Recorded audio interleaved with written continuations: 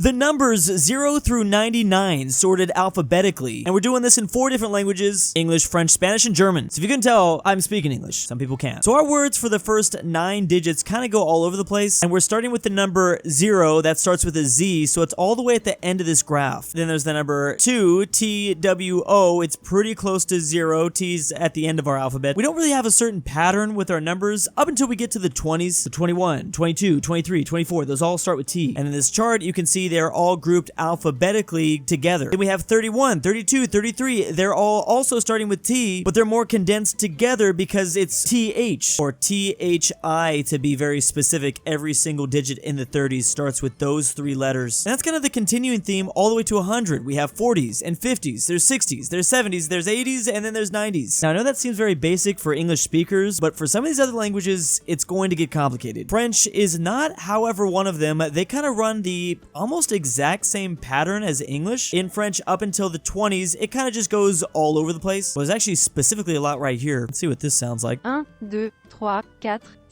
6, 7, 8, It 9. does sound similar. Actually, it's eerily similar to the way English's patterns are, at least if you compare them to Spanish and German. Well, specifically German. Looking at this more closely, yeah, Spanish is pretty much running the same sort of alphabetical order with all their numbers too. But then you can see German, which is literally all over the place. It looks like everything is like perfectly weighted. Did they do this on purpose? Did they make it alphabetically like so diverse on purpose? Well, now I need to hear the German numbers. And as we just saw, 1, 2, 3, 4, 5, 6, 7, 8, 9, 1, 0, I do- 1, 1, 1, 2, I don't even know what I'm 1, listening 3, to right now. 1, 4, but I do feel like I'm 5, bouncing up and 1, down 6, around that 1, chart. 7, 1, 8. What's interesting is they don't have the pattern where, like, once they get to the 20s, the 30s, the 40s, you know, they're not all grouped together. And so as we can see, we've got E's and Z's and D's and V's and F's and S's and S's and A's and N's and Z's and elf. What is elf? That's crazy. Apparently this is because in German you say 250 instead of 52. You put the second number before, at least in our English minds. Once again, that German efficiency, even in their language. The popularity of the distracted boyfriend meme correlates with the number of statisticians in New Jersey. Wait, so you're telling me people in New Jersey saw this image and thought, I should get into numbers? Well, and of course, statistics. That's a great time to point out correlation doesn't necessarily mean causation. Like, this meme didn't actually cause for this profession to become really popular, but it definitely kind of looks that way. The red line is the number enjoyers, the statisticians, and the black is the meme image itself. Well, before it really became a meme, it was massive in 2018, which that spike could be for many reasons. But what I find so creepy about this is to see that profession also decline with the meme itself. Almost kind of perfectly, like way too close. This is extremely creepy. I used to think correlation implied causation. Then I took a statistics class. Now I don't know. Sounds like the class helped. Well, maybe. We just don't know. The world map with true proportional continents. Of course, every flat map that you've ever seen in your life is wrong because we obviously live on a globe. But they do it for convenience sake. This might have proportionally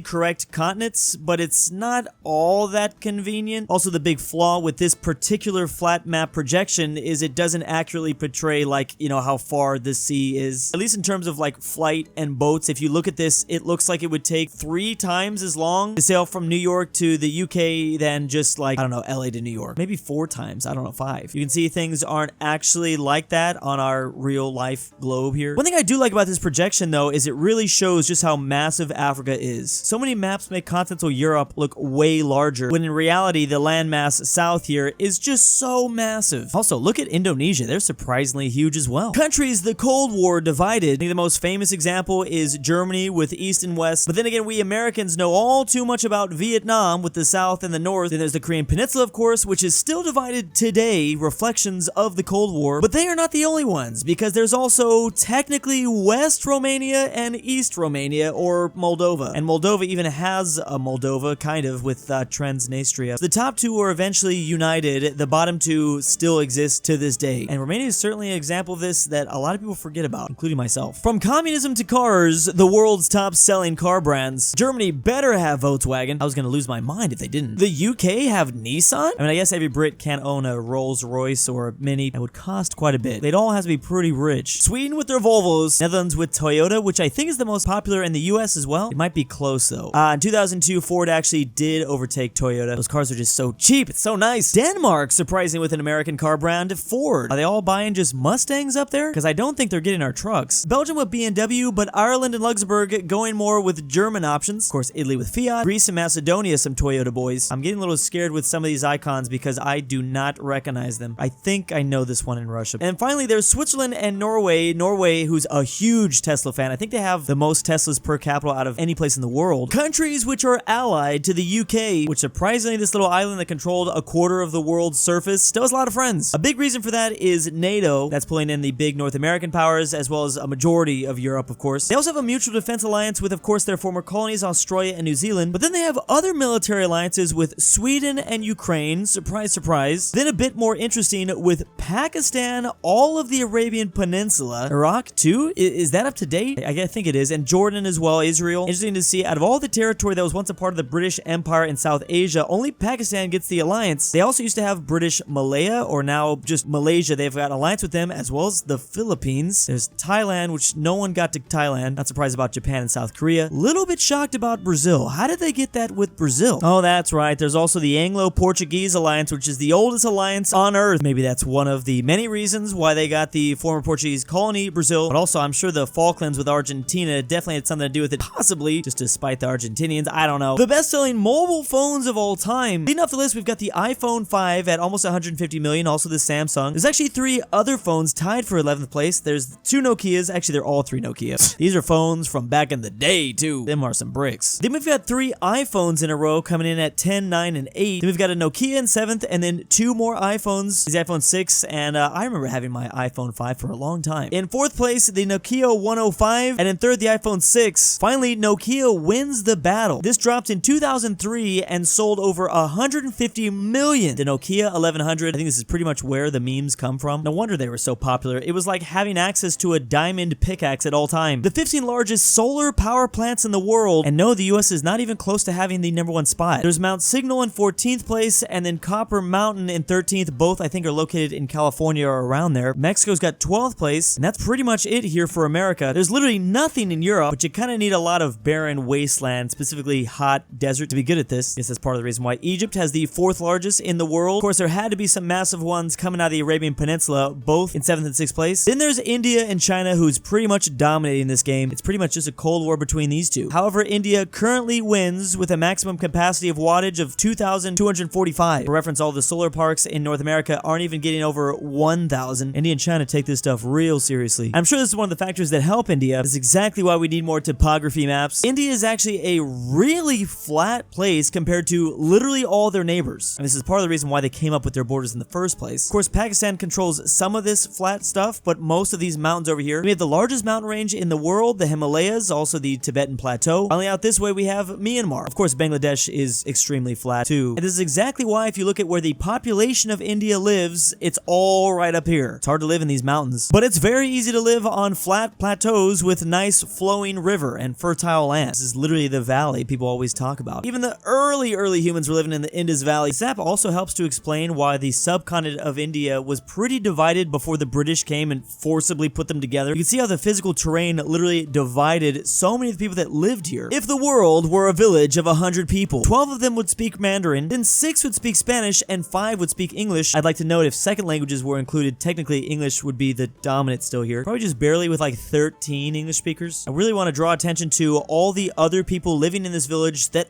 all speak different languages. Like, each gray individual here would speak their own thing. I don't even know if they would speak their own thing. They might just speak like half of a language and nothing else. Like, they're illiterate. I don't know. Basically, the village would probably be run by the Mandarin speaking people because there's so many, unless, like, I don't know, the others tried to figure out how to communicate. Crazy that Spanish would have 6 people and French would only have 1. Some of these have to be somewhat similar, but at the same time, they're all pretty different. Oh, the Spanish and Portuguese speakers could maybe ally with 6 and 3. I mean, mean, there's a little bit of crossover there. I'm not with everything. I want someone to simulate this town and see how it goes. Which place makes the most oil? Unsurprisingly, it is the United States for now, but just look at how close Saudi Arabia is. Saudi Arabia, a relatively small country with not that many people producing, they're getting close to the US stockpile. Europe's oil production declined by 8.6%. They're kind of just smashed into this part of the barrel chart. Man, it's being led by Norway. Zooming out, you can see the Middle East is responsible for the vast majority of oil, with the UAE, Iran, Iraq, of course, Oman, Kuwait, and Saudi Arabia, like we said. And this is also increasing every year. Russia does a lot, but I mean, they better do a lot. They're so massive compared to everyone else. Canada's second place person on earth. I mean, I thought they would probably do more. Brazil making quite a bit of oil. Venezuela not doing as much as I thought. I thought they made a lot more than that. Maybe it's possible. A lot of them maybe can get more oil one day. Africa's got this corner. They're mainly led by Libya, Nigeria, and Algeria. Finally, there's China that isn't really doing too much oil-wise. Actually, Asia as a whole, again, the biggest continent on earth, really smashed into the corner. I thought they would do more. It's all the Middle East. I mean, I knew they were huge oil producers over there, but this puts it into a whole different perspective. Oh, and then the yellow circle represents the OPEC nations. North America is trying to keep up, but I don't know if they can. US might have to invade themselves next. Big thanks to my patrons. You can find a link in the description down below to support me. DaBeautiful-MEGAN-Underwood. Drew, I'm your dad. Back with the milk. Look outside. I cannot sleep without Jack Drew's voice. Traven's annoying Amateur friend. archaeology. Carmel Fredrik Tibblin, InquisitorXarius. JohnDenver. KirinoIsBestGirl. Sebby, if you hear this, I love Tambre. you. The great the Ralphie. Mexican 760. And ZaneyBoi.